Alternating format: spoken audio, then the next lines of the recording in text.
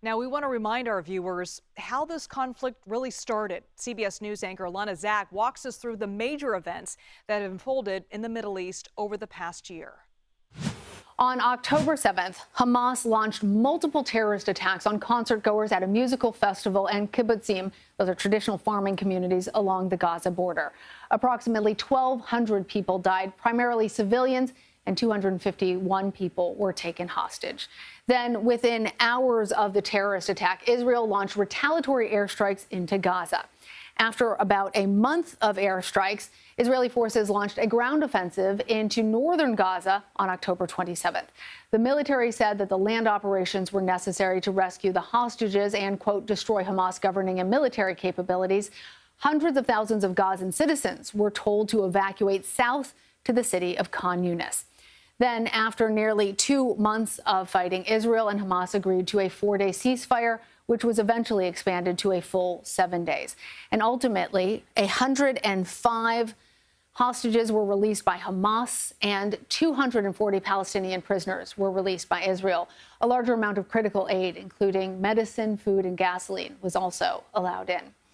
Then, on December 4th, Israel launched phase 2 of its ground offensive. Now, this time, it targets southern Gaza and Khan Yunis. Now, this was controversial because, as you'll recall, Israel had previously told the hundreds of thousands of people who were living in northern Gaza to go south. Now the military encouraged all of the civilians to head further south to Rafah. That's a Gazan city that borders Egypt. Meanwhile, the Houthis, they're a Shiite Muslim group engaged in a civil war with the Sunni majority in Yemen. They began launching missiles at ships passing through the Red Sea in support of Palestinians in Gaza.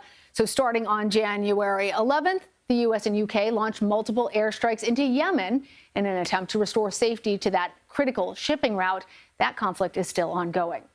Then that brings us to April. After months of increasing tensions between Israel and Iran, things started to turn violent. Iran provides funding and training to the terrorist groups Hezbollah and Hamas, in addition to the Houthis. And Israel launched a missile attack at Iran's diplomatic mission in Syria, killing 2 top Iranian military leaders.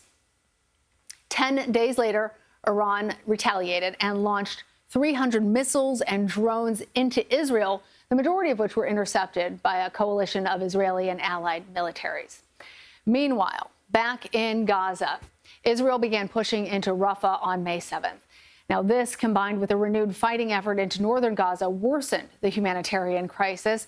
And today, nearly 96% of Palestinians in Gaza are facing a food crisis, and the UN warns that the region could reach famine levels soon. The death toll in Gaza has also reached over 41,000, primarily civilians, according to Gaza's Hamas-run Ministry of Health. The IDF says nearly 400 Israeli soldiers have also died during the past few months of fighting. And concerns have been growing recently over widening war in the region between Israel and Lebanese Hezbollah fighters. That's a terrorist group with a long history of attacks against Israel. Those have ramped up recently. And you'll recall Israel targeted Hezbollah with exploding pagers and walkie-talkies, injuring some civilians in the process. And in the last month, the Israeli government killed leaders of Hamas and Hezbollah, bringing a shadow war with Iran into the foreground. For their part, Iran launched an attack on Israel on October 1st, and Israel has vowed to respond.